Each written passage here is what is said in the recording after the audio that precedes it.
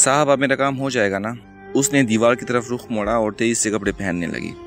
हाँ हाँ भाई, हो जाएगा। मेरी सांसें अभी भी बेतरतीब थीं। तो फिर मैं पैसे लेने कब आऊँ? दुपट्टे से उसने मुंह पूंछा और फिर झटक कर लपेट लिया। पैसे मिलने तक तो तुम्हें 1-2 चक्कर और लगाने पड़ेंगे। कल ही मैं मालकान से तुम्हारे शोहर का जिक्र करता हूँ। मैंने शर्ट के बटन लगाए, हाथों से बाल संवारे और दफ्तर के पीछे रिटायरिंग रूम से बाहर एहतियात के तौर पर एक तायराना नज़र दौड़ाने लगा। वैसे तो दफ्तर का चौकीदार मुझसे चाय पानी के पैसे लेकर मेरा खैरख्वाह ही था, लेकिन मैं किसी मुश्किल में नहीं पड़ना चाहता था। तो फिर मैं कल ही आ जाऊँ? वो मेरे पुख्ता जवाब की मुंतज़िर थी। नहीं, कल नहीं। मैं उस रोज़ यहाँ आने का रिस्क नहीं ले सकता था, इसलिए बस आह भर कर रह गया। हाय, गरीबों को भी कैसे कैसे लाल मिल जाते हैं। मैं नज़रों से उसके जिस्म के पेचो खम को तोड़ने लगा।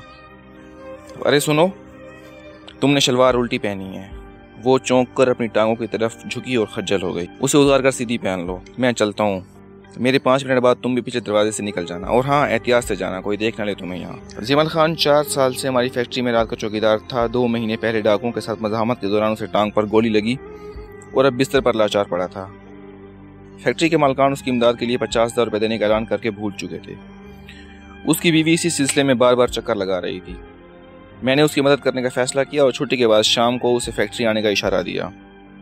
उमर। अपार्टमेंट की सीढ़ियां चढ़ते हुए अकब से मुझे अपनी बीवी की आवाज़ सुनाई दी। उसकी और मेरे घर आने का वक्त एक ही था। वो एक छोटे बैंक में क्लर्क थी। एक खुशखबरी है उमर। वो तेज़ी से ऊपर आ रही थी। खुशी से उसकी बातें खिल रही थी। मैनेजर साहब मेरे काम से बहुत खुश हैं और आज ही उन्होंने मेरे प्रमोशन की बात की है। जब दरवाजे के सामने उसने हैंड बैग टटोला और चाबी निकाली। उन्होंने कहा थोड़ा वक्त लगेगा मगर काम हो जाएगा।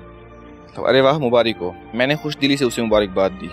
तुम्हें पता है मुझ समेत 5 उम्मीदवार हैं, मगर डायरेक्टर साहब मेरे काम से बहुत खुश हैं। और क्यों ना हो, मैं मेहनत जो इतनी करती हूँ। वो अंदर दाखिल होते हुए भी मुसलसल बोले जा रही थी।